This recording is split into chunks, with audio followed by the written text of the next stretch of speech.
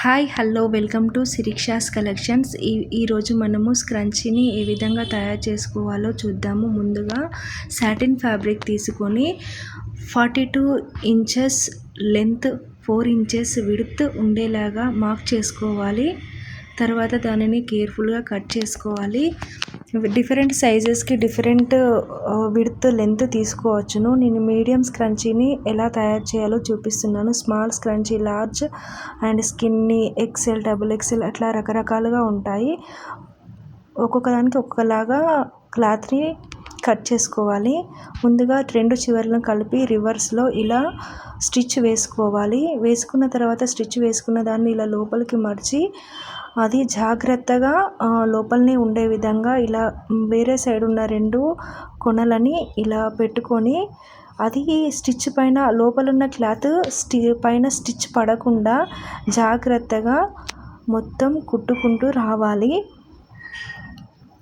అయిపోగానే మళ్ళీ లోపల నుంచి వెళ్ళి క్లాత్ను కొద్దిగా బయటకి లాగుతూ స్టిచ్ వేస్తూ సరౌండింగ్స్ మొత్తము క్లాత్ మొత్తం అయిపోయేంత వరకు ఒక హాఫ్ ఇంచ్ ఉండే విధంగా చూసుకొని కేర్ఫుల్గా స్టిచ్ వేసుకోవాలి. చూడడానికి చిన్నగా ఉంటుంది కానీ స్క్రంచీ చేయడం కూడా చాలా పెద్ద ప్రాసెస్. అంటే కష్టంతో కూడుకున్న వర్కే. చూసేవాళ్ళు అంటారు, ఏముందిలే ఇంత చిన్నదానికి ఇంత కాస్టా అని అంటారు. బట్ చేసే వాళ్ళకే తెలుస్తుంది కదా అండి. చాలా కేర్ఫుల్గా చేయాలి. అలా క్లాత్ని ఇలా లాగుకుంటూ మెల్లిమెల్లిగా జాగ్రత్తగా లోపలున్న క్లాత్పై స్టిచ్ పడకుండా చేయాలి. ఒక హాఫ్ ఇంచ్ గ్యాప్ ఉంచుకోవాలి. ఆ హాఫ్ ఇంచ్లో నుంచి లోపల ఉన్న క్లాత్ని ఇలా బయటకు లాగేయాలి. అప్పుడు క్లాత్ అనేది రైట్ సైడ్కి టర్న్ అవుతుంది. అప్పుడు 7 ఇంచెస్ లెంత్ ఉన్న ఒక 3 mm ఎలాస్టిక్ తీసుకోవాలి. దానిని ఒక సైడ్కి ఇట్లా టిక్ టాక్తో పెట్టి ఇంకో సైడ్కి సేఫ్టీ పిన్ పెట్టి ఇలా జాగ్రత్తగా లోపల నుండి తీసుకొని బయటకు వచ్చే వరకు ఇలా జాగ్రత్తగా తీసుకొని రెండు చివరలను కేర్ఫుల్గా నాట్ వేసుకోవాలి. నాటు వేసుకున్న తర్వాత దానిని ఇలా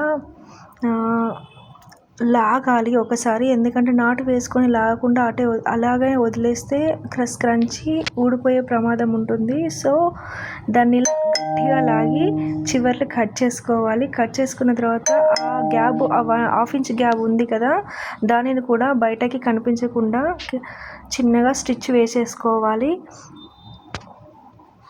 ఇలా జాగ్రత్తగా వేసేసుకోవాలి.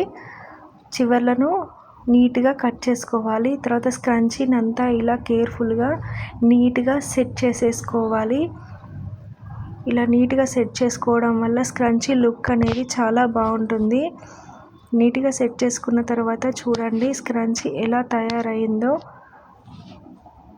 ఈ విధంగా స్క్రంచీ మీరు కూడా తయారు చేసుకోవచ్చు. Thank you so